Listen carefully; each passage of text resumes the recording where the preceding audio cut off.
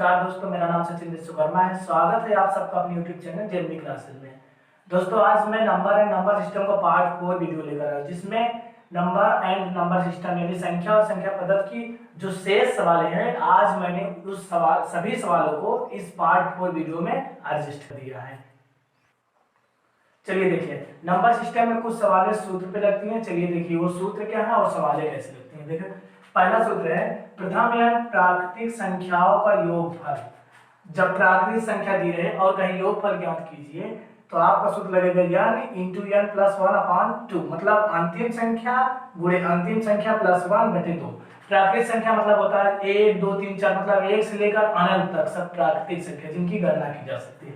दूसरा सूत्र है प्रथम n सम संख्याओं का योगफल क्या होगा। जब आपको दे दी सवाल कि सम संख्याओं का योगफल क्या होगा तो आप यही सूत्र लगाएंगे n/2 ब्रैकेट n/2 प्लस 1 कोष्ठक बंद। ठीक, अगर आपको कह दे कि विषम संख्याओं का योगफल ज्ञात करो तो प्रथम n विषम संख्याओं का योगफल n स्क्वायर, मतलब जो संख्या दी है उसी का स्क्वायर कर दीजिए। चलिए देखते हैं कि ये पहले सवाल 1 से लेकर 25 तक, 1 से 25 तक संख्याओं का योगफल क्या होगा। मतलब लगातार है ना, लगातार है तो प्राकृतिक संख्या है। तो सबसे पहला सूत्र ये लगाओ, यहाँ लिखो सूत्र n, मतलब आपको बताया अंतिम संख्या यानी नंबर, नंबर मतलब संख्या। यहाँ लिखिए n इंटू n प्लस 1 पूरे का बटा 2।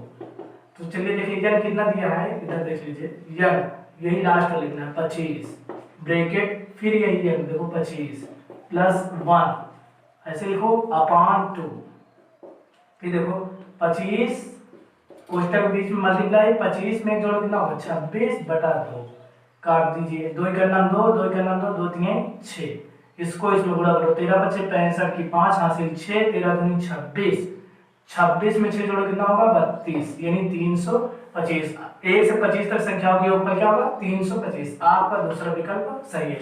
जब भी प्राकृतिक संख्या दे या लगातार दे तो आपको यही सूत्र लगाना है, तुरंत आंसर आ जाएगा। चलिए अब सम संख्याओं का योगफल ज्ञात करने में सवाल देते हैं, सम विषम दोनों की। चलिए देखिए सम संख्या कह 1 से लेकर 20 तक की सभी सम संख्याओं का योगफल। जब आपको ऐसे सवाल दे तो आपको अभी भी मैंने सूत्र बताया कि जब सम संख्या दे तो क्या सूत्र लगाओगे। सूत्र क्या था आपका, सूत्र था n/2 ब्रैकेट n/2 प्लस 1। जब सम संख्या दे तो n मतलब क्या है अंतिम संख्या, अंतिम संख्या क्या है 20/2 ब्रैकेट लगाइए, फिर 20/2 प्लस 1। आगे देखते हैं 20/2 ऐसे लिखो 20/2, उसके बाद ब्रैकेट, इसको हल कीजिए, इसको वैसे काट के 2 के नाम 2, 2 धामा 20, यानी 10 प्लस 1 ब्रैकेट। देखो इसको भी काट 2 के नाम 2, 2 धामा 20, यहाँ क्या बचा 10, यहाँ 10 1 11, 11 धामा 110। तो प्रथम या सम संख्या का योगफल कितना 110, यानी आपका दूसरा ऑप्शन सही है। अब चलिए देखिए विषम संख्या वाला कह रहा है प्रथम 15 विषम संख्याओं का योगफल क्या है। ऑप्शन दिया है 156 225 256 129। चलिए देखिए जब इस तरह दिया रहे विषम संख्याओं के योगफल तो आपको सूत्र क्या लगाना है n स्क्वायर, मतलब जो संख्या दी है इसी का 2 बार कर दीजिए, स्क्वायर लगा 2 बार लिखिए 15 × 15, 15 में 225, यही आपका दूसरा विकल्प सही है। अगर आपको इस तरह सवाल दे प्राकृतिक संख्या, सम संख्या, विषम संख्या, तो आप इसी सूत्र पर लगा दीजिए, आपका उत्तर तुरंत आ जाएगा। चलिए अब कुछ और सवाल देखते हैं। चलिए देखिए नंबर सिस्टम में कुछ सवाल पूछता है, जैसे भाज्य संख्या और अभाज्य संख्या। तो सबसे पहले जानते हैं कि भाज्य संख्याएं किसे कहते हैं। वे संख्याएं जो एक व स्वयं को छोड़कर किसी दूसरी संख्या से कट जाए उसे भाज्य संख्या कहते हैं। मतलब कि एक को छोड़ दो और खुद को छोड़ दो, उसके बाद किसी दूसरे से कट जाए उसे भाज्य संख्या कहते हैं। जैसे देखिए 4, देखो ये एक और स्वयं, मतलब एक को छोड़ दो और 4 से छोड़ दो, बाकी अगर दूसरे से कटे तो ये भाज्य है। देखो 2 से कट जाएगा ना, इसलिए भाज्य है। उसके बाद देखो 6, उसके बाद देखो 8, फिर 9, देखो 3 3 का 9 दूसरे से कट जाएगा ना। इसी तरह 10 12 14 15 ऐसे डाट डाट ये सब भाज्य संख्या है। मतलब कि एक बार स्वयं को छोड़कर किसी दूसरी संख्या से कट जाए उसे भाज्य संख्या कहते हैं। ठीक, अब देखिए अभाज्य संख्या किसे कहते हैं। अभाज्य संख्या मतलब होता है कि वे संख्याएं जो एक बार स्वयं को छोड़कर किसी दूसरी संख्या से ना कटे, दूसरी संख्या से ना कटे उसे अभाज्य संख्या कहते हैं। जैसे मान लो सबसे छोटी अभाज्य संख्या 2, देखो 1 और स्वयं को 1 से कटेगा या तो 2 से कटेगा और किसी से नहीं कर सकता। 2 3 5 7 उसके बाद देखो 11 ऐसे बहुत है डॉट डॉट आदि। मतलब है कि एक बार स्वयं को छोड़कर किसी दूसरी संख्या से नहीं कर सकता। आप इसको किसी और संख्या से काट सकते हो, नहीं काट सकते। एक सबसे इंपॉर्टेंट चीज आपसे पूछे कि सबसे छोटी अभाज्य संख्या, सबसे छोटी अभाज्य संख्या और सम संख्या क्या है, तो आप बताएंगे कि सबसे छोटी अभाज्य संख्या 2 है जो सम है। ठीक, अब चलिए इसमें कुछ सवालें देखते हैं कि भाज्य और अभाज्य की कैसे सवालें आती हैं। चलिए देखते हैं। चलिए अब भाज्य संख्याएं की पहले सवाल देखते हैं। कह रहा है 1 से 10 तक के बीच कितनी भाज्य संख्याएं हैं। आपके क्वेश्चन में ऐसे आएगा कि 1 से 10 के बीच कितनी भाज्य संख्या। ऑप्शन है पहला 4, दूसरा ऑप्शन दिया है 5, तीसरा दिया है 3, चौथा दिया है 6। चौथा ऑप्शन क्या दिया है 6। तो चलिए देखते हैं कितनी है, सॉल्व करते हैं। 1 से 10 के बीच सबसे पहले भाज्य संख्या क्या है कि वे संख्या है जो एक और स्वयं को छोड़कर किसी दूसरी संख्या से कट जाए। तो सबसे पहले देखो 4 होगी, उसके बाद 6 होगी, 5 कट जाएगा, फिर 7 नहीं कटेगा, 8 होगी, फिर 9 होगी। कितनी संख्या 1 2 3 4। तो पहला ऑप्शन आपका सही है। 1 से 10 के बीच कितनी भाज्य संख्याएं हैं 4। आपको भाज्य संख्या लिखना उसको गिन के जितनी होगी उसे ठीक लगा दी। ठीक, अब दूसरी सवाल लेते हैं अभाज्य संख्या। कह रहा है प्रथम 2 अभाज्य संख्याओं का योगफल क्या है।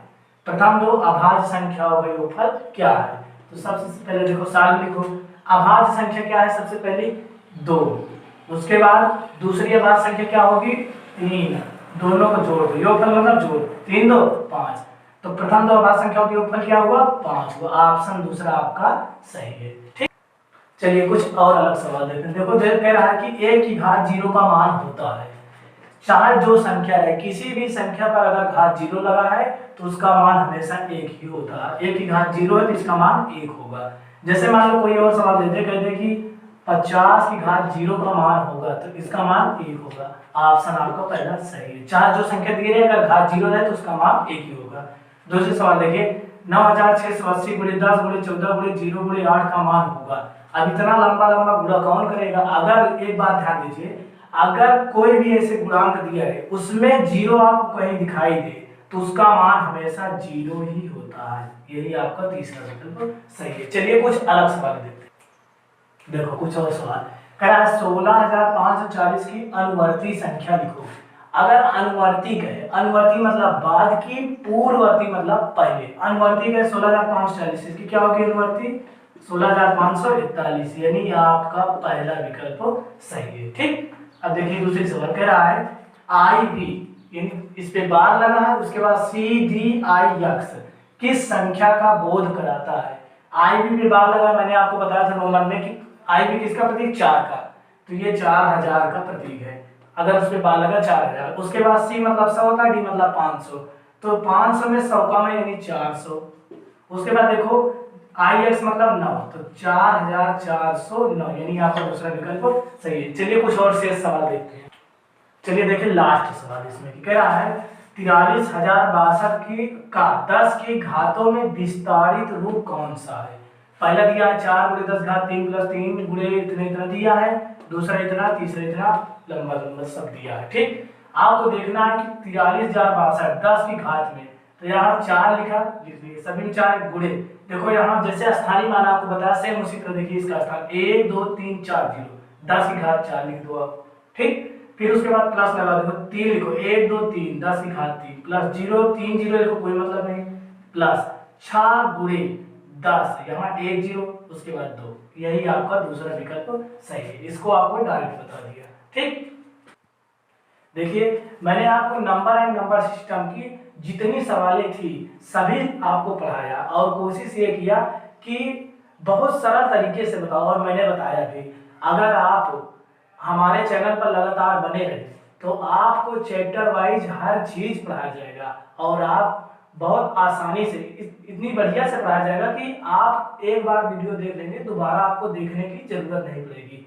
और आज से आपका नंबर सिस्टम समाप्त हो गया। अब अगला चैप्टर आपको पढ़ाया जाएगा अगले पार्ट में। तो वीडियो देखने के लिए बहुत बहुत धन्यवाद। अगर हमारे चैनल को लाइक कीजिए, सब्सक्राइब कीजिए, ताकि जैसे मैं नया वीडियो डालूं आपके मोबाइल पे तुरंत पहुंच जाए।